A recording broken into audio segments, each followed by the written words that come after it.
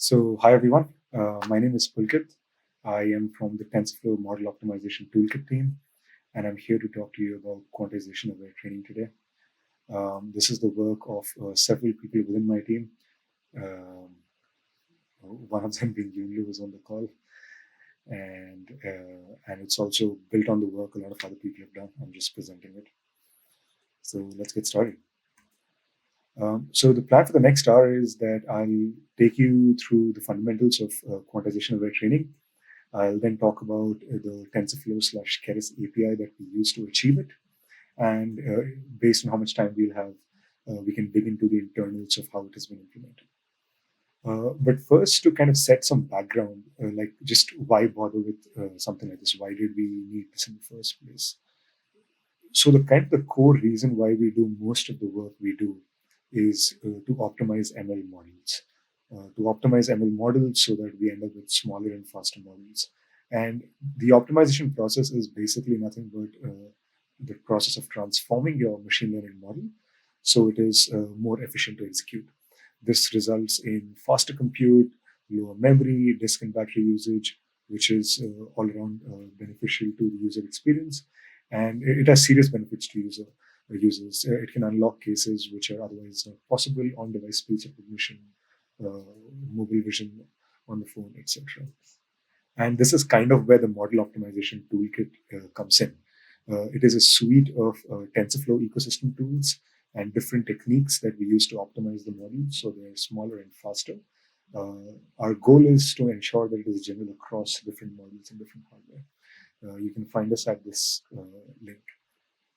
And this kind of brings me to quantization, because quantization is probably the most important technique that we have in our toolkit. And just to kind of, before we dive a little bit deeper into quantization, why is it important? Because it can achieve like pretty awesome things. You can end up with models based on the quant scheme that we use, models which are 4x smaller, 1.5x to 4x faster compute, lower power consumption. And not just that, quantization, because you can often implement it using fixed point only operations, it allows for execution on specialized accelerators like HTPUs, DSPs, etc. So you get an additional benefit. Now, kind of digging into like just how like quantization works. Basically, your ML model is kind of like a data flow graph of like different tensor computations, right? And you've got static parameters and like dynamic parameters. What quantization does is that it actually drops your static parameters to lower precision. So instead of being in like floating point 32-bit, you have like int8 parameters, which are fixed point and also 8-bit instead of 32-bit. Also, then you can actually execute your operations in low precision as well. So you actually execute your operations in, let's say, int8 instead of floating point. And again, this has the possibility to kind of run the entire model in lower fixed point precision, which is much faster. And this is kind of the type of quantization that we use, which is like a uniform quantization, which is kind of like a linear map from well-defined like limited range floating point space to kind of utilize the entire int8 space. So the floating point range is like really, really large. You generally don't need that much. Your weights are typically in a much smaller range. And if you can map that range to, let's say in this case, 255 buckets, you just kind of do a linear map of these weights.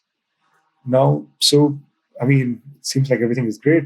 We should just be able to go home. You can basically execute all your models in int8, int8 representation, int8 computations, and that should just be great, right? Unfortunately, there's no free lunch. This does come at a cost, and that cost is that quantization is lossy. It is a lossy compression method. You're going from floating point 32-bit precision to 8-bit precision to 2 to the power, like to the order of 2 to the power 32 buckets to the order of 2 to the power 8 buckets. And this results in losses. And these are various different types of losses, and I'll go through all of them. So you can kind of understand how the problems manifest themselves. So one is you've got information loss because you are representing weights as int8, which are in actually floating point 32. So you basically have fewer buckets of information. So your information representation loss is there. The other is your computations are happening in int8 at lower precision, and then they get accumulated to int32. So you have computation loss. So you can imagine that you actually, let's say, are taking two numbers which are imperfectly represented in lower precision, and then you're adding two imperfect numbers. So the computation also then incurs a loss. Once you actually accumulate to int32, you need to drop down to int8 again. There's a rescale loss. The final thing is that when you actually convert your model for invocation, you have inference optimizations that your converter or compiler creates, and these optimizations, well, when you're in the floating point domain, that is actually just fine. But when you drop down to int8, you can incur losses because your inference path and actual original path are a bit different. One example is ReLU fusing, when you fuse in the ReLUs. So what is the problem with this? Well, losses lead to accuracy drop, and a fast but inaccurate model is not that helpful. So quantization has amazing benefits for users in terms of performance, but we need a way to get the best of both worlds. And this is kind of where quantization-aware training comes in. Like the holy grail is when you get performance and you also get accuracy. And that's kind of what quantization-aware training does. Now, quantization-aware training, what is it? In a nutshell, it is basically a training time technique to improve the accuracy of quantized models. And in a very brief way, the way it does it is that it introduces inference time quantization errors during the training so that the model training process and the optimization learns robust parameters around that loss. To delve in a bit deeper, the way it actually kind of recovers this lost accuracy is through a step of processes. One is that the goal is to make the training path as similar as possible to the inference path. Once you do that, you can kind of mimic the errors that the model experiences during inference. So during inference, whatever errors your model is experiencing, all the different types of losses, etc., that we talked about, those errors get experienced during training in the forward pass. And once you actually have that, well, then your trainer, backprop does its magic and optimization does its magic, and then your trainer can learn parameters which work well around it. Most of this kind of conceptually, all of this kind of innovation came out of like Scramantus from the Google Mobile Vision team, where like if you actually look at the second bullet point, that's the reference paper where Benoit, Scramantus, and a bunch of others worked on quantization of and training of neural networks for like various vision models. And what we kind of do is like basically take those concepts and productionize it in a way that TensorFlow users can really get the benefit of it. The original like TF1 tooling, in case you guys know, was created by Suharsh and Raghu in TensorFlow Quantize. So now, just like we discussed earlier, our goal is to model the inference path and mimic the errors, right? So how do we kind of go about doing it?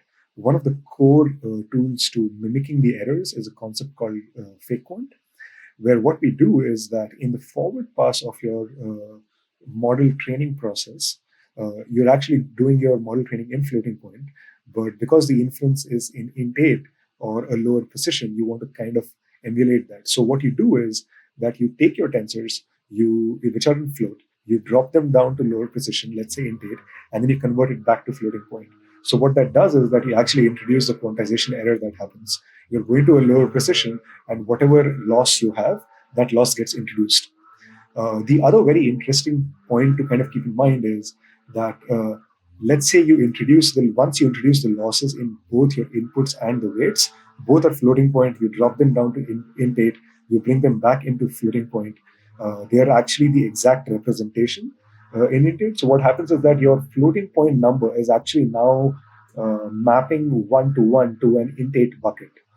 And because of that, one is you're mapping the loss exactly, but the other interesting thing is that now when you do your matmulls, your computation exactly mimics what's happening in int8, because all your floating point numbers line neatly with all the buckets in int8. The other part is that we need to kind of model the inference path.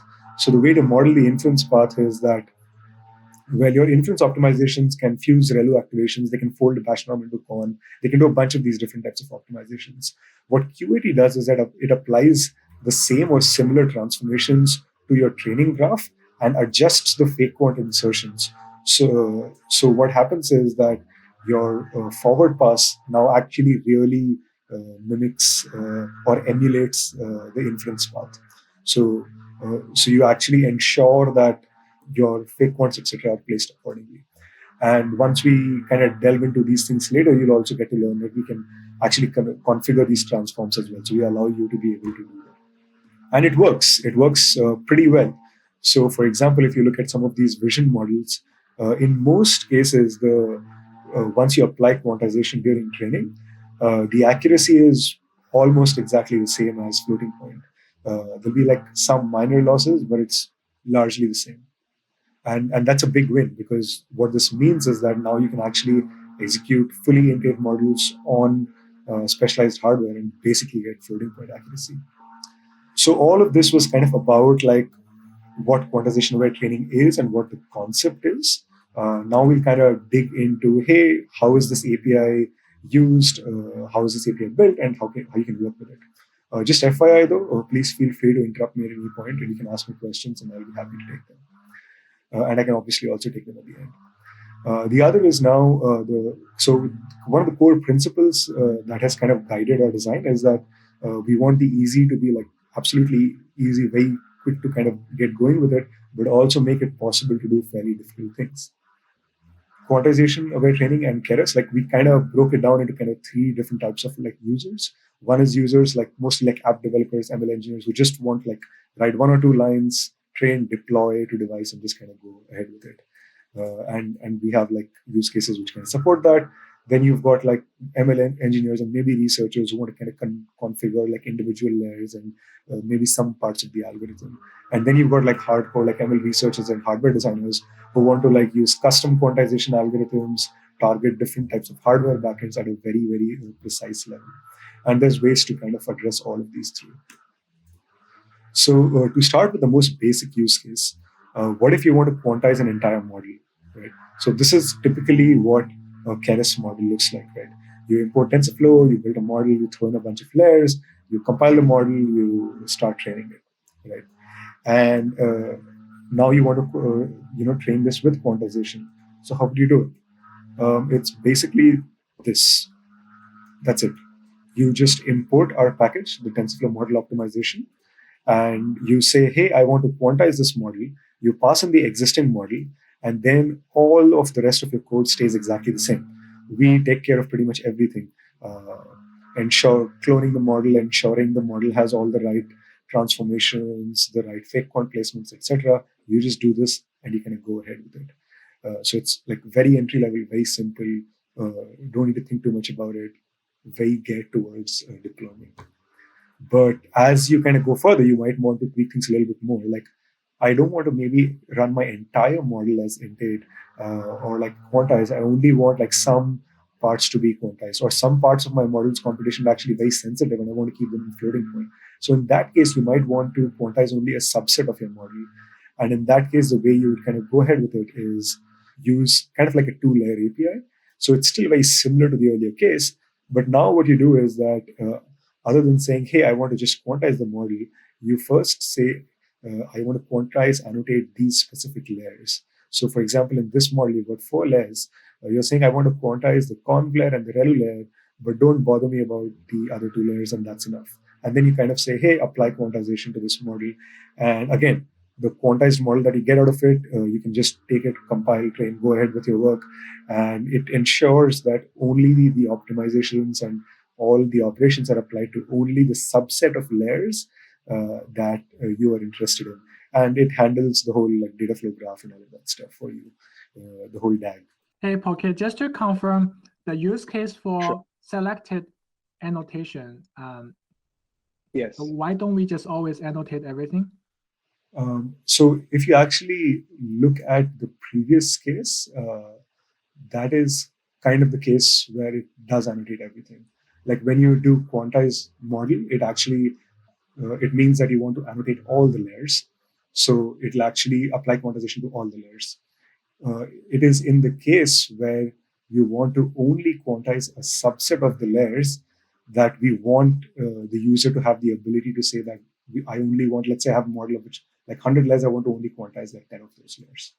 What's the use case for that? Because I thought, if you quantize you for model quality reason, etc., you may want to just always quantize the whole thing.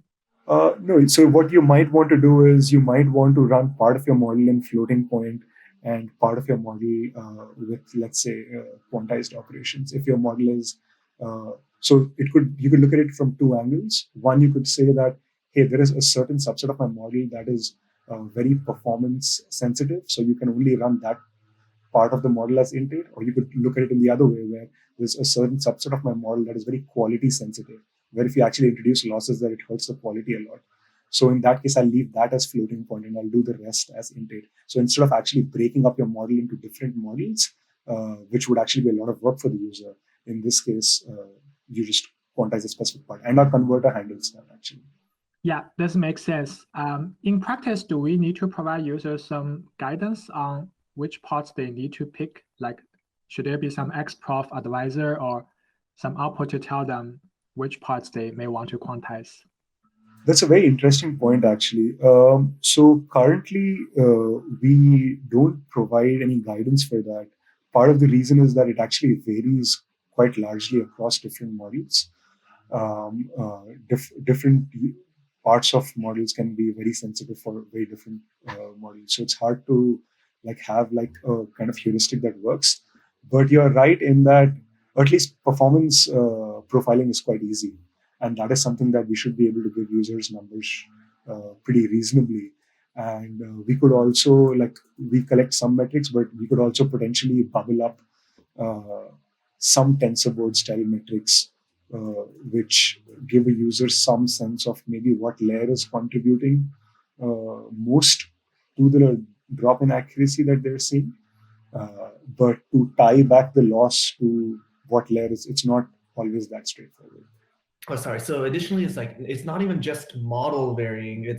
You can use the same model on many different tasks, and the accuracy could be changing a lot based on which task you're trying to solve. So usually it's something that really needs the product team that's using their expertise to decide which parts are the accuracy sensitive parts and where are they willing to spend a little bit more time to get good accuracy. Yeah, I think providing the kind of mechanism is a nice foundation. A possible product feature to build upon is some kind of auto quantization where user just specify some performance and quality constraints, and we can do our own search as part of the training or the fine-tuning process to customize it. That's a very good idea. In fact, one of the proposals that at some point we had running was an AutoML based system to mix and match quantization, sparsity, compression, and a bunch of these things. But I think what we kind of realized was that we need to build more of the building blocks before we get to that. But thanks. So kind of continuing on this.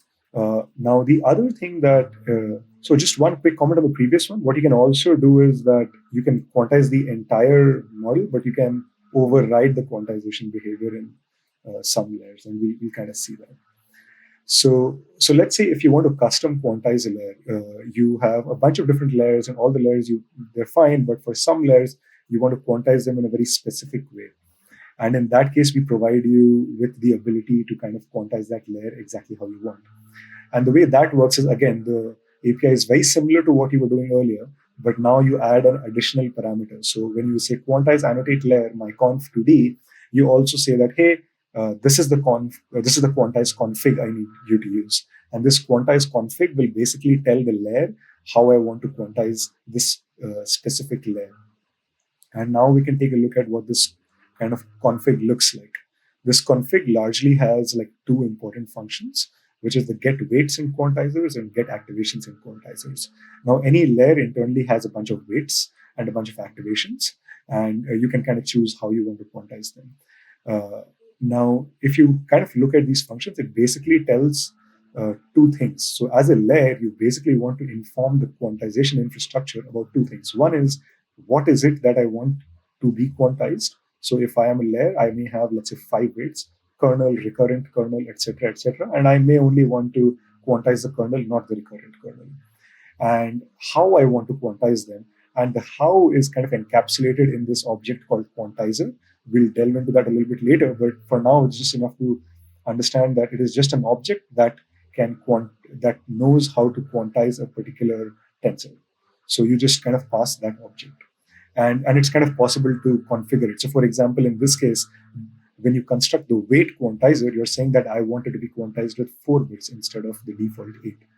So that's what you do. So you have you say, I want to quantize this layer. This is the quantize config. And this quantize config specifies everything relevant to that layer. And it's basically what to quantize, how to quantize. Moving on from there, the same thing can be extended to quantizing your own layer. So in the way that you quantize a layer which exists differently, you can use the same approach to quantize your own custom layer. So let's say you have a fancy conv2d, which has specific mathematical operations which are unique to your domain.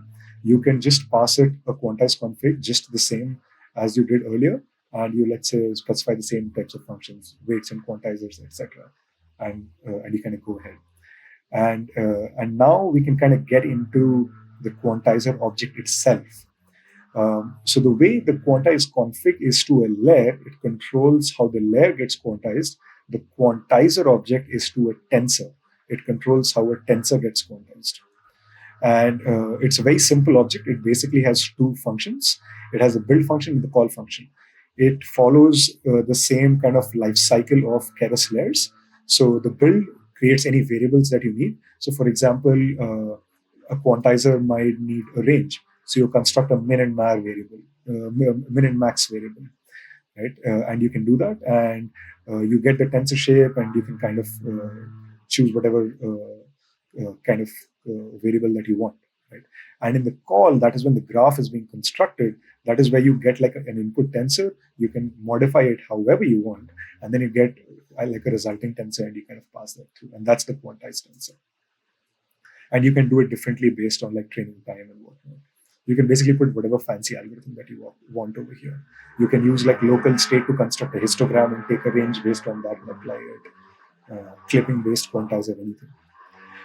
The other kind of crucial thing is there is a concept of model transforms. And if you kind of paid attention a little bit earlier, we were talking about how we want the training path to mimic the inference path. And the training path and the inference path might do things like batch norm fusing, ReLU fusing, and a whole bunch of these types of things. So for that, you can kind of define this thing called model transforms. Again, by default, we provide you a repository of model transforms which take care of the built-in layers for the 8-bit default TensorFlow quantization scheme that exists. But if you want to do more fancy stuff, you can write your model transforms. And this is like a very simple example of a model transform. So you define a pattern, which is, hey, if I have a batch norm, which is preceded by a conv or a depth-wise conv, then how you can replace that subset of the graph. And in this case, we kind of have the same subset. We just say that I want you to use this sort of quantized config.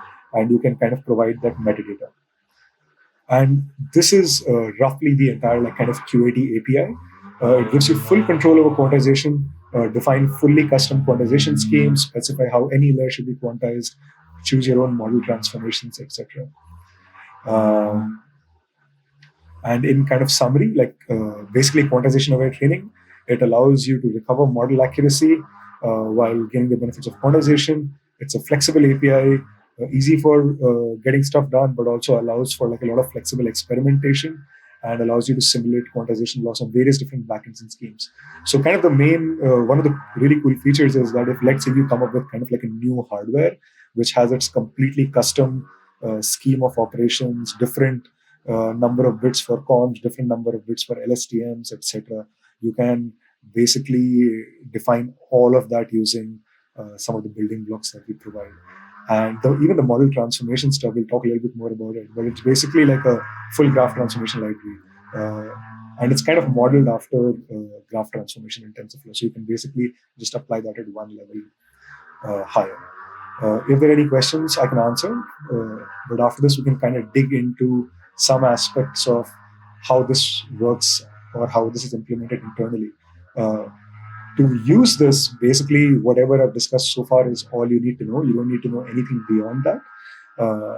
whatever comes forward is just basically if you're interested in knowing how it works internally, if you're interested in building your own tools on top of Keras APIs, etc. So how are the QAT Keras APIs implemented? It basically uses like a lot of Keras hackery.